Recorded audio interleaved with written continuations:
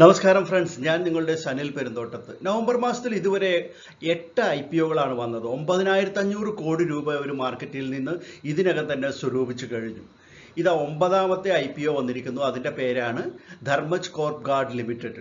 ഇതൊരു agro chemical കമ്പനിയാണ്, Gujarat based ആണ്.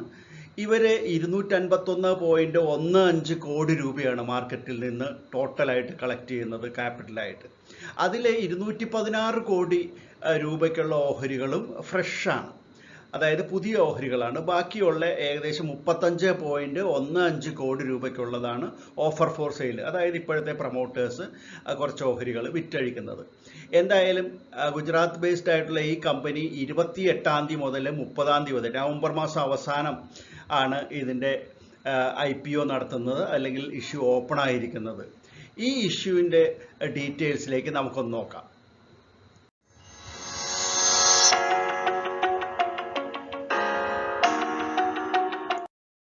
ധർമ്മജ് കോർപ്പ് ഗാർഡ് ലിമിറ്റഡ് ഇത് 2015 രൂപം കൊണ്ടൊരു കമ്പനിയാണ്. നമ്മൾ നേരത്തെ പറഞ്ഞു ഗുജറാത്തിലാണ്. ഈ കമ്പനി പ്രധാനമായിട്ടും നിർമ്മിക്കുന്നത് ഈ ചെടികൾക്കല്ല, അതായത് അഗ്രികൾച്ചറൽ വിളകൾക്ക് ഉള്ള മൈക്രോ ഫെർട്ടിലൈസറുകളും അതുകൂടാതെ ചെടികൾക്ക് അടിക്കുന്ന മരുന്നുകളും, അതായത് ഇൻസെക്ടിസൈഡ്സ് ഒക്കെ ഉണ്ടല്ലോ. കൃത്യമായിട്ട് പറയുകയാണെങ്കിൽ insecticides, fungicides, herbicides, plant growth regulators, അതുപോലെ തന്നെ ഈ മൈക്രോ ഫെർട്ടിലൈസർ നമ്മളിപ്പോൾ പറഞ്ഞു, അതുപോലെ antibiotics to B2C B2B customers. ഇതാണ് ഇവരുടെ പ്രധാന നിർമ്മാണങ്ങൾ. കഴിഞ്ഞ വർഷത്തെ കണക്ക് വെച്ച് നോക്കുകയാണെങ്കിൽ തന്നെ ഇന്ത്യക്ക് പുറമെ 20ഓളം രാജ്യങ്ങളിൽ ഏകദേശം 600ഓളം കസ്റ്റമേഴ്സ്, ഈ കസ്റ്റമേഴ്സ് എന്ന് പറയുമ്പോൾ ഇൻഡിവിജ്വൽസ് അല്ല, വലിയ ഇൻസ്റ്റിറ്റ്യൂഷൻസും ഓർഗനൈസേഷൻസുമാണ്. 600ഓളം കസ്റ്റമേഴ്സിന് അവരുടെ ഈ കൃഷിയെ പ്രൊട്ടക്റ്റ് ചെയ്യാനുള്ള ഏകദേശം 200ഓളം വെറൈറ്റി പ്രോഡക്റ്റുകളാണ് കമ്പനി മാർക്കറ്റ് ചെയ്തിട്ടുള്ളത്. അപ്പോൾ ഈ പ്രധാനപ്പെട്ട വിദേശ രാജ്യങ്ങളെന്ന് പറയുമ്പോൾ അതിനകത്ത് ലാറ്റിൻ അമേരിക്കയുണ്ട്, ഈസ്റ്റ് ആഫ്രിക്കൻ രാജ്യങ്ങളുണ്ട്, അതുപോലെ മിഡിൽ ഈസ്റ്റ് കൺട്രീസ് ഉണ്ട്, പിന്നെ കിഴക്കൻ ഏഷ്യൻ രാജ്യങ്ങളിലേക്കും എല്ലാം ഈ പ്രോഡക്റ്റുകൾ കയറ്റി അയക്കപ്പെടുന്നുണ്ട്. കമ്പനിയുടെ മാനുഫാക്ചറിങ് നടക്കുന്നത് അഹമ്മദാബാദിലാണ്. ഈ അഹമ്മദാബാദിൽ തന്നെ അവർക്ക് ഒരു റിസർച്ച് ആൻഡ് ഡെവലപ്മെൻറ്റ് സെൻറ്റർ കൂടിയുണ്ട്, അതായത് വളരെ വിശാലമായിട്ടുള്ള പ്രൊഡക്ഷൻ സെൻറ്ററും അതോടൊപ്പം തന്നെ അത്രയും തന്നെ വളരെ കാര്യമായിട്ട് അവരുടെ റിസർച്ച് ആൻഡ് R&D ഡിപ്പാർട്ട്മെൻറ്റും ഈ അഹമ്മദാബാദിൽ വർക്ക് ചെയ്യുന്നുണ്ട്. അപ്പോൾ 12ഓളം സ്റ്റേറ്റുകളിലാണ് ഇന്ത്യയിൽ ഇവരുടെ മാർക്കറ്റിംഗ് നടക്കുന്നത്. അതിന് ഏകദേശം ഒരു 3700ഓളം ഡീലേഴ്സിനെ കമ്പനി ഏർപ്പാട് ചെയ്തിട്ടുണ്ട്.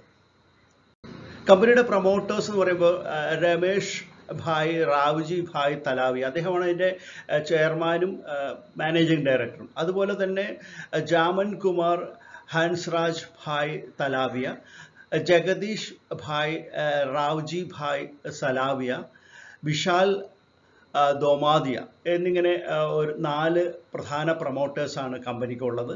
ഇവരുടെ കൈവശം ഇഷ്യൂവിന് മുമ്പ് 100% ഓഹരികളും ഇവരുടെ കൈവശമാണ്. പിന്നീട് ഇപ്പോൾ ഇഷ്യൂ വരുമ്പോൾ അതിൽ കുറേ പുതിയ ഓഹരികൾ വരുന്നുണ്ട്, അതുപോലെ തന്നെ കുറച്ച് ഓഫർ ഫോർ സെയിലായിട്ട് ഇവർ വിറ്റഴിക്കുകയും ചെയ്യുന്നുണ്ട്. അപ്പോൾ അതെല്ലാം കഴിഞ്ഞിട്ട് 73.03% മാറും ഇവരുടെ കൈവശമുള്ള ഓഹരികൾ.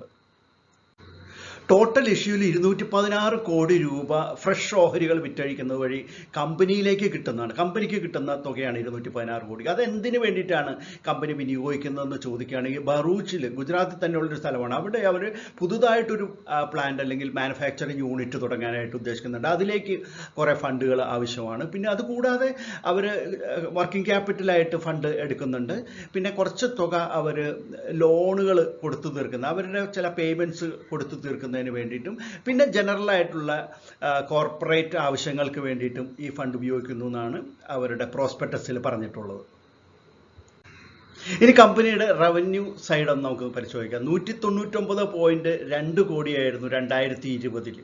അത് അടുത്ത വർഷമായപ്പോൾ നോക്കൂ 303.6 കോടിയായിട്ട് വർദ്ധിക്കുകയാണ് ചെയ്തിട്ടുള്ളത്. അത് തൊട്ടടുത്ത വർഷം 2022 ആയപ്പോൾ 396.3 കോടിയായിട്ട് വർദ്ധിച്ചിട്ടുണ്ട്. അതായത് നല്ലൊരു വർധനവാണ് ഇവിടെ റവന്യൂവിൽ കാണുന്നത്. ഇത് എക്സ്പെൻസ് കോളമാണ്. നെറ്റ് ഇൻകം നോക്കാം. കമ്പനിയുടെ ലാഭം 10.7 കോടിയാണ് 2020, അത് അടുത്ത വർഷമായപ്പോൾ ഇരട്ടിയായിട്ടുണ്ട്, 20.9 കോടിയായിട്ട് വർദ്ധിച്ചു. അത് 2022-ലായപ്പോഴേക്കും 28.7 കോടിയായിട്ടാണ് ഇവിടെ മാറിയിരിക്കുന്നത്. ഇനി പെർസെൻറ്റേജ് ഓഫ് മാർജിൻ നോക്കാം. 5.4 2020, അത് അടുത്ത വർഷം 6.9%, അടുത്ത വർഷം അതായത് 2022 7.2% ആയിട്ടും വർദ്ധിച്ചിരിക്കുകയാണ്. അപ്പോൾ വളരെ മികച്ച ഒരു ഫിനാൻഷ്യൽ കണക്കുകളാണ് കമ്പനിക്കുള്ളത് എന്നാണ് ഇപ്പോൾ ഇവിടെ മനസ്സിലാക്കാനായിട്ട് നമുക്ക് സാധിക്കുന്നത്.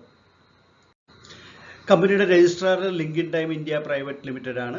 അതുപോലെ തന്നെ ലീഡ് മാനേജേഴ്സ് ഇലാറ ക്യാപിറ്റലും പിന്നെ മൊണാർക്ക് നെറ്റ്വർക്ക് ക്യാപിറ്റൽ ലിമിറ്റഡുമാണ്.